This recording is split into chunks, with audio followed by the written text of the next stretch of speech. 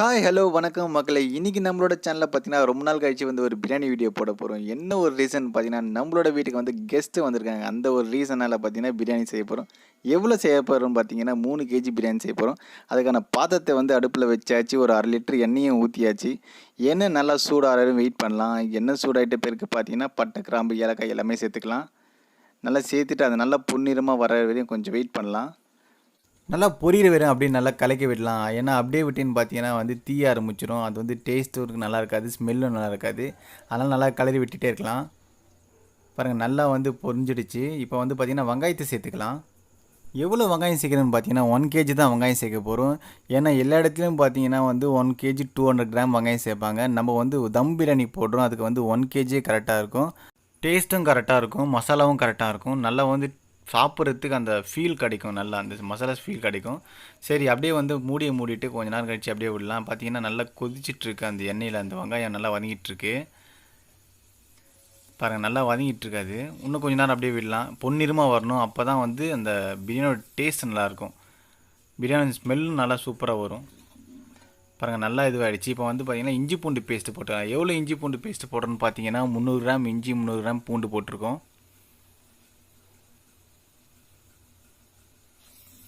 போட்டுட்டு நல்லா கிளறி விட்டுடலாம். அதை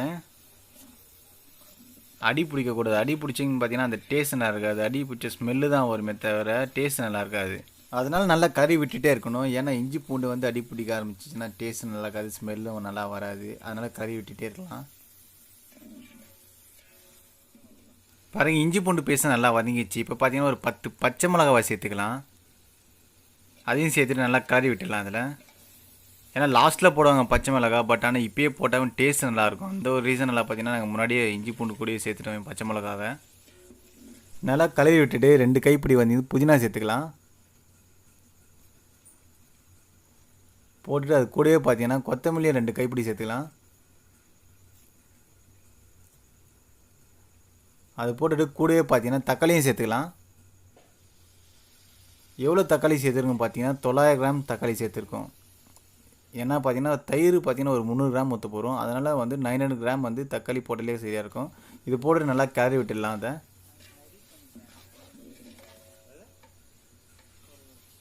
பார்த்தீங்கன்னா நல்லா கிளறி விட்டணும். அந்த தக்காளி இருக்கிற தண்ணியெல்லாம் வெளியே வரணும். இப்போ இது கூடவே பார்த்தீங்கன்னா வந்து ஒரு 30 கிராம் வந்து மிளகாத்தூள் சேர்த்துக்கிறோம். வெறும் சில்லி மிளகாத்தூள் சேர்த்துருக்கோம். எல்லாம் மிக்சடு மிளகாத்தூள் சேர்க்கல, வெறும் சில்லி மிளகாத்தூள் சேர்த்துருக்கோம். அப்போ தான் பார்த்தீங்கன்னா காரம் கரெக்டாக இருக்கும். ஒரு கைப்பிடி உப்பு போட்டுக்கிறேன். பாருங்கள் போட்டு நல்லா கிளறி விட்டுடலாம். மசாலாலேருந்து எண்ணெய் திரிஞ்சு வர வரையும் நல்லா கிளறி விட்டுட்டே இருக்கலாம். பாருங்கள் நல்லா எண்ணெய் திரிஞ்சு வெளியே வர ஆரம்பிச்சிச்சு. இப்போ பார்த்தீங்கன்னா ஒரு 300 கிராம் வந்து தயிர் சேர்த்துக்கிறேன். சேர்த்துட்டு நல்லா கிளறி விடுறேன். நல்லா மிக்ஸ் ஆகணும். அந்த தயிரும் தக்காளியும் நல்லா மிக்ஸ் ஆகணும். அப்போ தான் வந்து டேஸ்ட் நல்லாயிருக்கும். நல்லா கிளறி விட்டுங்க. பாருங்கள் நல்லா கிளறி விட்டாச்சு. இப்போ நல்லா கொதிச்சிட்ருக்கு. அது 10 நிமிஷம் அப்படியே நல்லா கிளறி விட்டுட்டே இருக்கலாம். ஏன்னா பார்த்தீங்கன்னா நல்லா தக்காளி மசியணும். அந்த தயிர் கூட மிக்ஸ் ஆகிட்டு நல்லா மசிகிற வரையும் நல்லா கிளறி விட்டுட்டே இருக்கலாம்.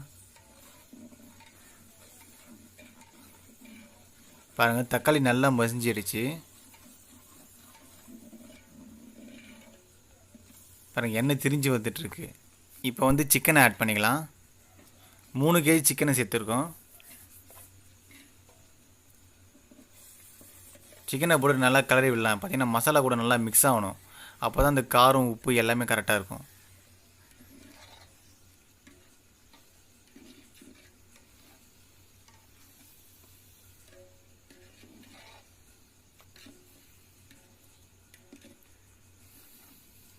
நல்லா கிளறி விடணும். அப்போ தான் பார்த்திங்கன்னா வந்து காரம் உப்புலாம் கரெக்டாக டேஸ்ட் நல்லா வரும்.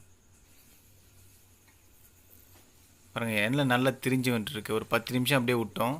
நல்லா வந்துச்சு. இப்போ பார்த்தீங்கன்னா தண்ணி ஊற்றிக்கலாம். எவ்வளோ தண்ணி ஊற்றணும் பார்த்தீங்கன்னா நாங்கள் 3 kg அரிசி எடுத்துருக்கோம் பார்த்தீங்களா, அளவு பார்த்தோம். அந்த அளவு பாத்திரத்தில் பார்த்தீங்கன்னா 2 மடங்கு ஊற்றணும்.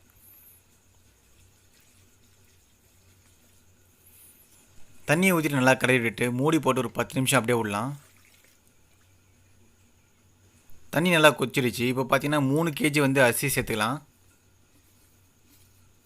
என்ன அரிசி போட்டிருக்குன்னு பார்த்தீங்கன்னா புல்லட் ரைஸ் போட்டிருக்கோம். எல்லாம் பார்த்தீங்கன்னா பாஸ்மதி ரைஸ் போடுவாங்க. பட் ஆனால் டேஸ்ட்டுன்னு பார்த்தீங்கன்னா புல்லட்டும் சீரக சம்பா வந்து இப்போதைக்கு டேஸ்ட் நல்லா போயிட்டுருக்கு பிரியாணிக்கு.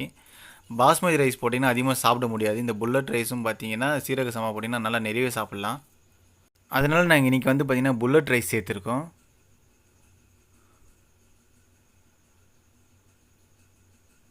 அரிசியை போட்டுட்டு நல்லா கிளறி விட்டுடலாம்.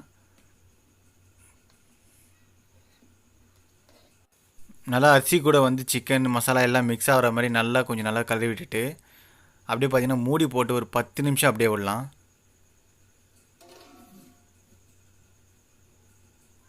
பாருங்கள் நல்லா கொதிச்சிட்ருக்கு. இப்போ வந்து கிளறி விடலாம் அப்படியே. அதை கரெக்டாக பார்த்தீங்கன்னா ஆஃப் பாயில் வந்து வெந்துருச்சு. இப்போ பார்த்தீங்கன்னா அனல் கம்மி பண்ணிடலாம். ஏன்னா ரொம்ப நேரம் அனல் விட்டிங்கன்னு பார்த்தீங்கன்னா அடி பிடிக்க ஆரம்பிச்சிடும். அந்த ஒரு ரீசனால் அனல் கம்மி பண்ணிடலாம். இருக்க அனல்லாம் கம்மி பண்ணிடணும். பார்த்தீங்கன்னா அரிசிக்கும் தண்ணிக்கும் கரெக்டாக லெவல் வந்துருச்சு. இப்போ வந்து தம் போட்டால் வந்து கரெக்டாக இருக்கும். மூடியை மூடிட்டு இருக்கிற அடுப்பு கறியெல்லாம் தூக்கி மேலே போட்டுடலாம்.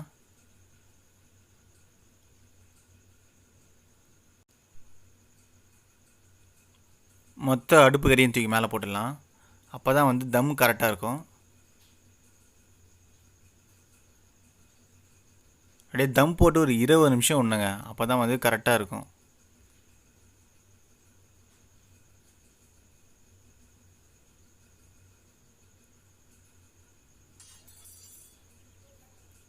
பாருங்கள் தம் போட்டு 20 நிமிஷம் ஆச்சு. இப்போ தம்மை இறக்கிடலாம். பாருங்கள் பிரியாணி எவ்வளோ சூப்பராக வந்திருக்கு பாருங்கள். எந்த ஒரு பீஸும் உடையல, அரிசியும் வந்து உடையவே இல்லை. பார்க்கவே கலர்ஃபுல்லாக இருக்குது. நாங்கள் எந்த ஒரு கலர் ஃபுட்டும் ஆட் பண்ணல இதில். அந்த மிளகாத்தூள்லேயே பார்த்தீங்கன்னா எவ்வளோ கலர் வந்திருக்கு பாருங்கள். இதே மாதிரி நீங்களும் உங்கள் வீட்டில் வந்து பிரியாணி செஞ்சு டேஸ்ட் பண்ணுங்கள். மறக்காமல் நம்மளோட சேனலை சப்ஸ்கிரைப் பண்ணுறங்க, அந்த பெல் பட்டனையும் ப்ரெஸ் பண்ணுறங்க. செஞ்சு பார்த்துட்டு நீங்கள் டேஸ்ட் எப்படின்னு சொல்லிட்டு வந்து கமெண்ட் பண்ணுங்கள். நெக்ஸ்ட் வீடியோவில் நம்ம பார்க்கலாம்.